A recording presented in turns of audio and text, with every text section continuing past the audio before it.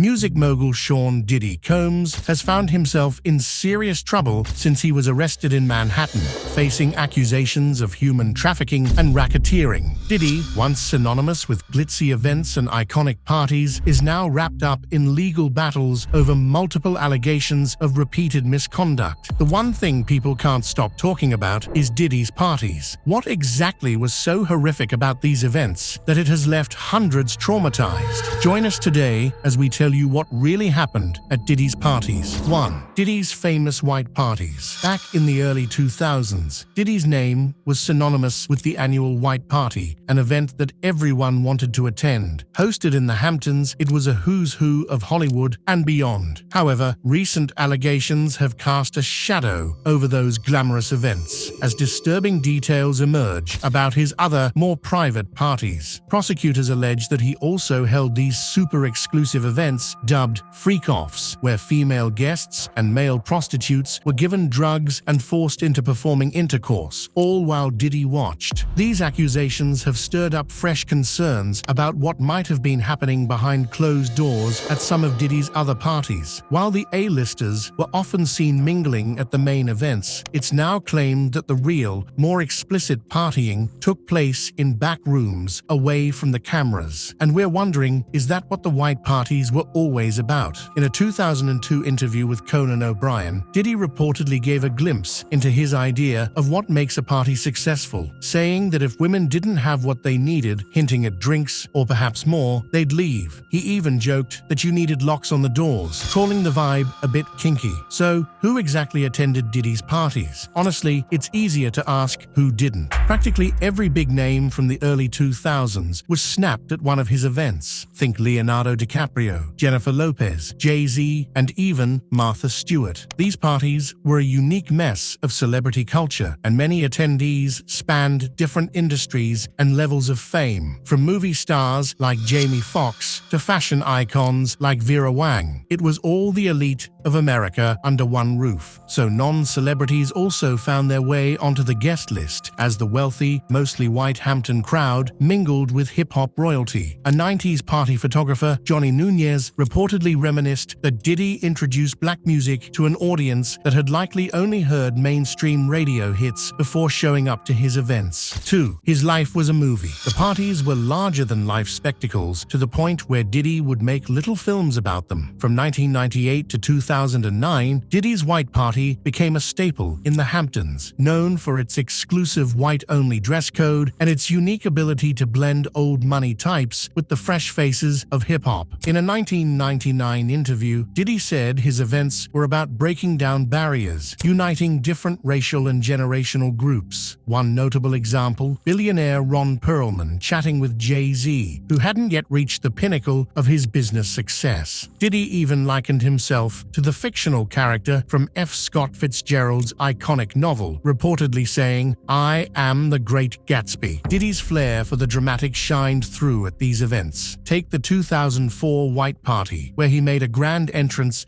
via helicopter after wrapping up a Broadway performance. But it wasn't just about his grand arrival. He was holding an original copy of the Declaration of Independence, courtesy of TV producer Norman Lear. If there's one thing Diddy knew how to do, it was making an impression. While these parties started off with a family-friendly vibe, there are photos of him with his then-partner Kim Porter and their children at one white party. They would gradually turn more adult as the night went on. 3. Getting weird. A lot of guests remember Diddy standing on a balcony, telling the crowd that after feeding them and giving them drinks, it was time to really enjoy life. He even addressed the kids at the party, telling them they had about an hour left before things would get wild, encouraging them to come back when they were older to experience the real deal. Clearly, there was a turning point when the atmosphere shifted. There have been whispers for years about the more scandalous activities at Diddy's parties. Beyond the high-profile guest list, there were rumors of of drugs and nudity. Some photos show Diddy pouring champagne on topless women or guests engaging in risque behavior. At one 2004 party in Miami, Diddy was even photographed eating a chocolate-covered strawberry off a naked woman used as a living platter. The Daily Mail reported that this particular event drew in celebrities like Will Smith, Bruce Willis, and Diana Ross. Stories like these have only supported the more unsettling accounts that have started to emerge. 4. Eyewitnesses. A YouTube content creator, Tom Swoop, shared his experience attending one of Diddy's white parties in the early 2000s. According to him, the party was tiered off, meaning there were different levels of access, with the most exclusive activities happening further into the venue.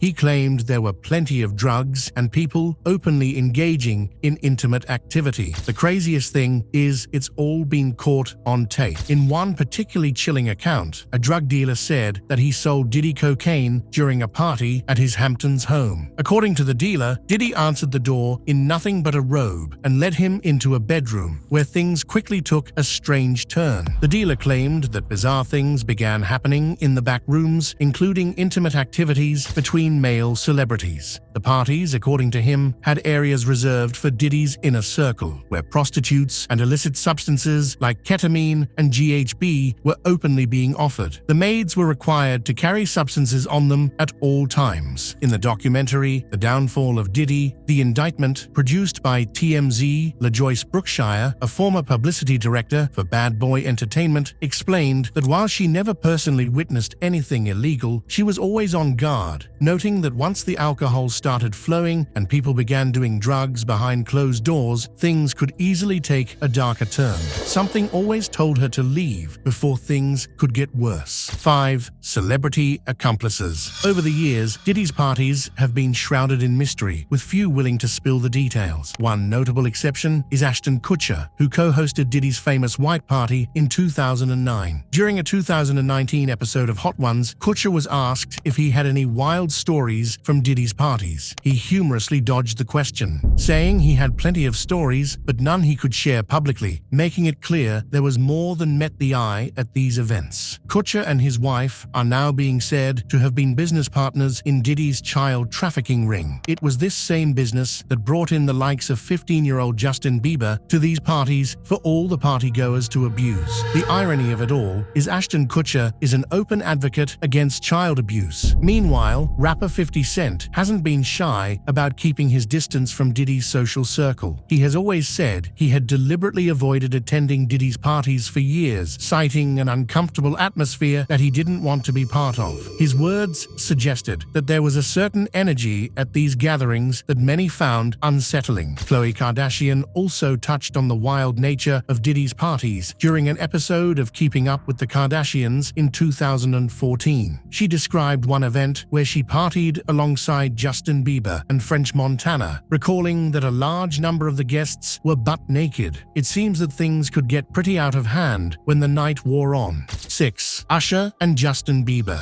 Let's talk about Usher and Justin Bieber for a second, because these are two major names being thrown around as Diddy's grooming victims. Usher has spoken about his time living with Diddy in New York when he was just 13 years old. In a 2004 interview with Rolling Stone, Usher revealed that Diddy introduced him to a whole new world, particularly when it came to coital relations. He recalled walking in on people engaging in intercourse or even witnessing orgies. However, in a 2016 interview with Howard Stern, Usher downplayed the wildness of Diddy's home, denying that it was filled with women engaging in group activities, though he did admit it was a curious environment. When asked if he would allow his own children to experience something similar, he responded with a firm "hell no." Sounded like Diddy was blackmailing him with freak-off tapes to keep him silent. 7. What happened at Diddy's freak-offs? While the feds are trying to piece together evidence to confirm whether Diddy's infamous freak-offs are connected to his more public parties, the New York Times writer Michael Kaplan has categorically said that as the night wore on, Diddy's parties would transition into something far more debauched, with only a select few guests remaining for the more risque events. One particularly shocking story comes from a drug dealer who attended one of these after-parties. He recounted seeing male celebrities engaging in strange physical acts with one another, which left him so taken aback that he declined Diddy's invitation to stay.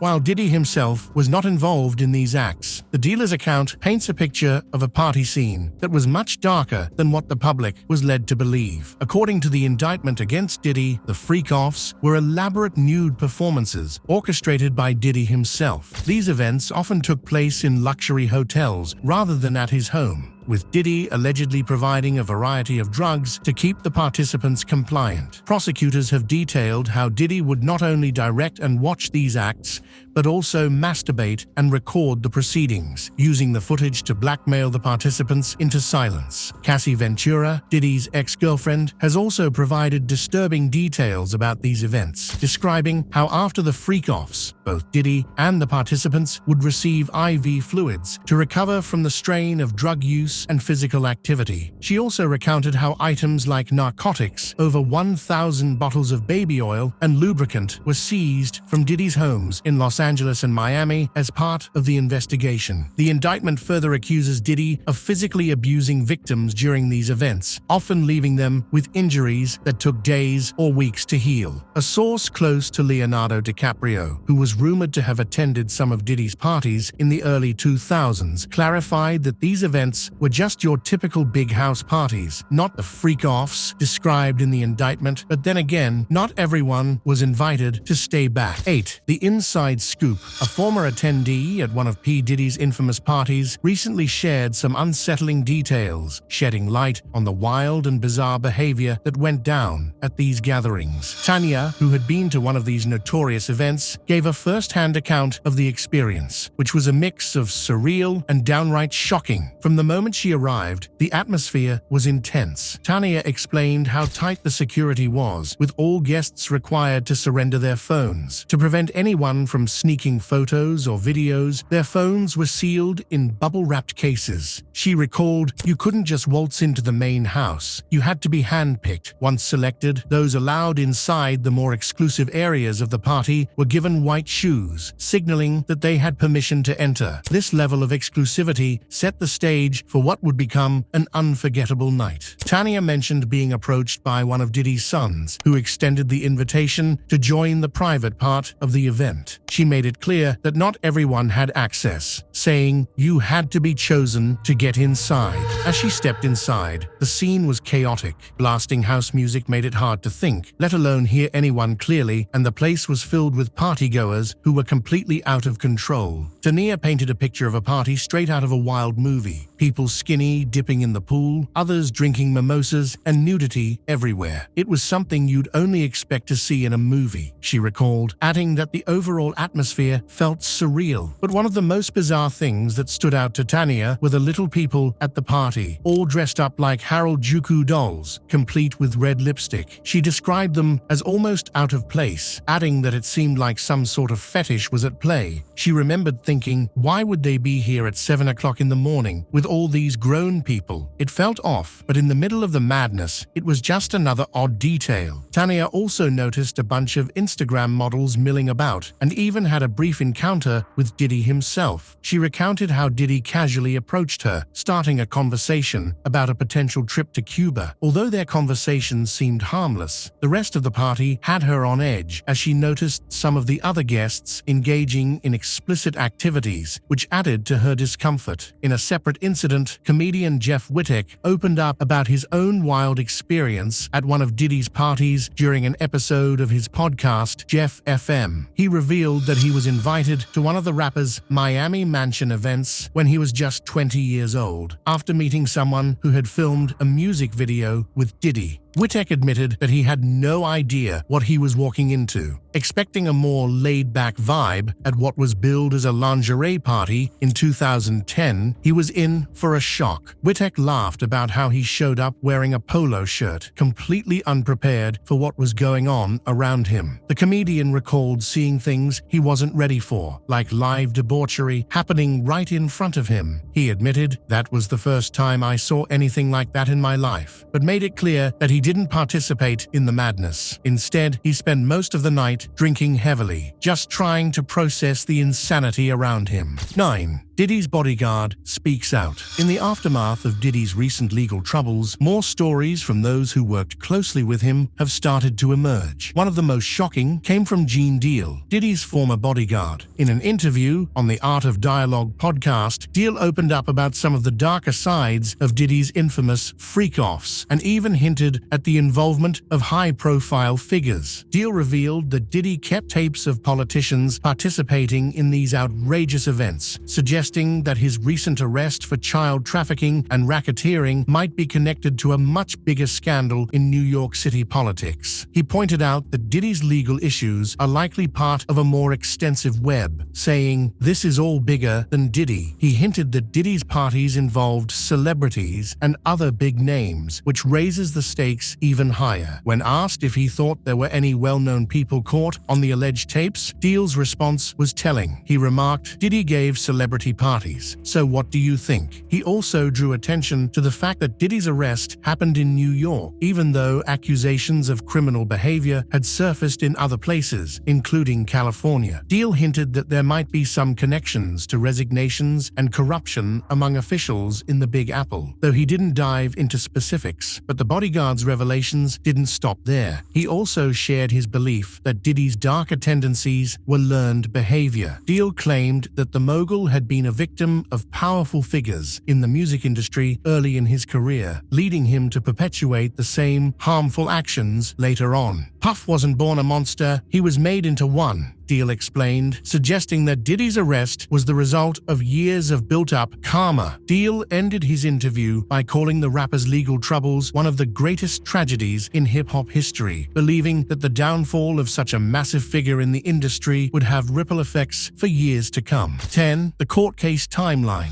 As Diddy remains behind bars following his arrest on September 16, 2024, more shocking details have emerged about the charges he's facing. The accusations against Diddy first gained attention when his former girlfriend Cassie Ventura filed a lawsuit against him in November 2023. At the time, she accused him of physical misconduct and other harmful behaviors. Although the claims were already damaging, the case took a significant turn in March 2024 when federal investigators raided two of his homes as part of a human trafficking investigation. The raids not only confirmed suspicions, but also brought disturbing new details to light, according to CNN. Fast forward to October 10, 2024. The trial date for Diddy's trafficking and racketeering case has been set for May 5, 2025. During a court appearance in Manhattan on that day, Diddy reportedly blew kisses to his family in the courtroom, including his mother and children. This was his third court appearance since being arrested. With a trial date looming, everyone is waiting to see how this story will unfold. 11. It gets worse. On October 1, 2024, the situation took a darker turn as Diddy faced a wave of new allegations of misdemeanor in bed. During a press conference, attorney Tony Busby, representing more than 120 accusers, announced that his team was preparing to file civil lawsuits against Diddy in multiple states. According to Busby, they had gathered substantial evidence, including pictures, videos, and texts that paint a disturbing picture of Diddy's alleged actions. He said the accusations involve everything from violent crimes of the intimate nature and drug-facilitated intimacy to the dissemination of explicit videos, with the youngest victim being just 9 years old at the time of their assault. Busby emphasized that the allegations spanned over the past 2 decades, with over 3,000 claims indicating a long history of misconduct. Busby hinted that high-profile individuals may have been complicit in enabling Diddy's behavior, though he didn't name names. "The names involved will shock you," he stated, leaving people to speculate about who might be implicated in this ever-growing scandal. He added that these enablers, once exposed, would face justice alongside Diddy. Despite the gravity of the situation, Diddy's legal team remained firm in denying all allegations. His lawyer, Erica Wolf, issued a statement defending Diddy, claiming that the accusations were part of a reckless media circus filled with meritless claims. She insisted that Diddy had not committed any bodily crimes, especially against minors, and that they were looking forward to clearing his name in court when the time came. On September 24, 2024, the 4 children that Diddy shared with his late ex-girlfriend Kim Porter publicly refuted some of the conspiracy theories swirling around their mother's tragic passing. In an Instagram post, Quincy Brown, Christian Combs, and twins Jesse and Delilah Combs issued a joint statement denying the rumors that Porter had written a memoir or was somehow involved in the darker aspects of Diddy's life. They reiterated that their mother's passing had been due to natural causes and condemned the stories of her murder. But people once again think this is because they fear Diddy will end their lives too. On September 18,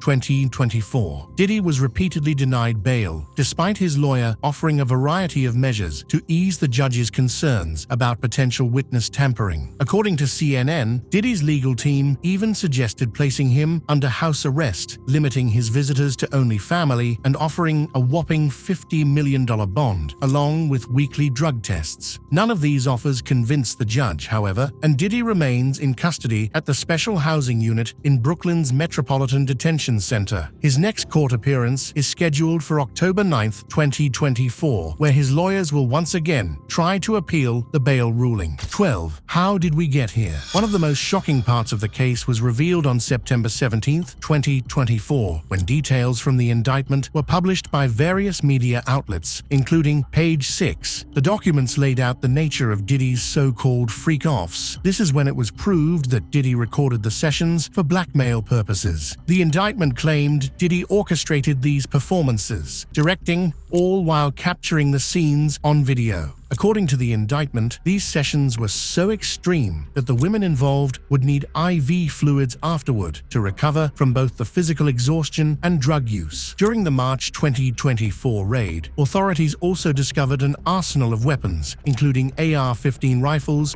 with their serial numbers removed. Even more unsettling, the raid uncovered freak-off supplies, which reportedly included narcotics and over 1,000 bottles of baby oil and lubricant. It was on September 16, 2024, that Diddy was finally arrested at a Manhattan hotel around 8:30 p.m. According to the New York Times, the arrest followed an indictment that had been sealed up until that point. As more information came out, it became clear that this case was about far more than just personal misconduct. It was a complex web of power, control, and abuse that had spanned decades. In the most recent turn of events, as reported by the Associated Press, the unsealed indictment against Diddy has revealed charges of trafficking and racketeering, the same offenses that landed R. Kelly behind bars in 2022. Diddy's lawyer, Mark Agnifilo, was seen outside the courthouse, making it clear that his client would plead not guilty. He passionately declared that he would fight like hell to get Diddy out of this situation. Back in May 2024, Diddy took to Instagram to apologize for what he called his inexcusable behavior, particularly referring to his actions toward Cassie Ventura, his ex-girlfriend. While he didn't address the entirety of the accusations against him, he did emphasize that he was taking full responsibility for what was shown in the footage. Just a day earlier, on May 18, 2024, the Los Angeles County District Attorney's Office had issued a statement explaining why Diddy wouldn't be charged for the assault on Cassie in 2016. Although the footage that emerged was deeply disturbing, the DA's office explained that the statute of limitations for prosecuting the alleged crime had already passed. While they couldn't pursue the case, they urged victims and witnesses of any crimes to come forward, emphasizing the resources available through their Bureau of Victims Services. On May 17th, there were 2 significant developments. First, reports surfaced that Brendan Paul, Diddy's alleged drug mule, had accepted a plea deal on cocaine and marijuana possession charges. According to his lawyer, Paul's decision to enter a diversion program would ultimately result in the charges being dismissed entirely upon successful completion. Meanwhile, the day also saw the release of graphic surveillance footage by CNN, which captured Diddy assaulting Cassie back in March 2024. 2016. The unsettling video shows Diddy dressed only in a towel and socks chasing Cassie through a hotel hallway. When he catches up to her, he's seen pulling her down by her hoodie, kicking her multiple times and trying to drag her away. Later, the footage shows Cassie using a phone near the elevators before Diddy shoves her. The incident mirrors an event Cassie had detailed in her lawsuit, describing how Diddy had punched her in the face while intoxicated at the Intercontinental Hotel in Century City. As she tried to leave, Diddy woke up and followed her into the hallway, continuing his aggressive behavior. This part of the case may have been settled with money, but with hundreds of cases now rolling in, Diddy's trial is now set for May 2025 so that all the victims have time to speak out. An anonymous tip line has been set up to allow other women like Cassie to report Diddy's crimes without fear. What do you think the verdict is going to be? Guilty or not guilty?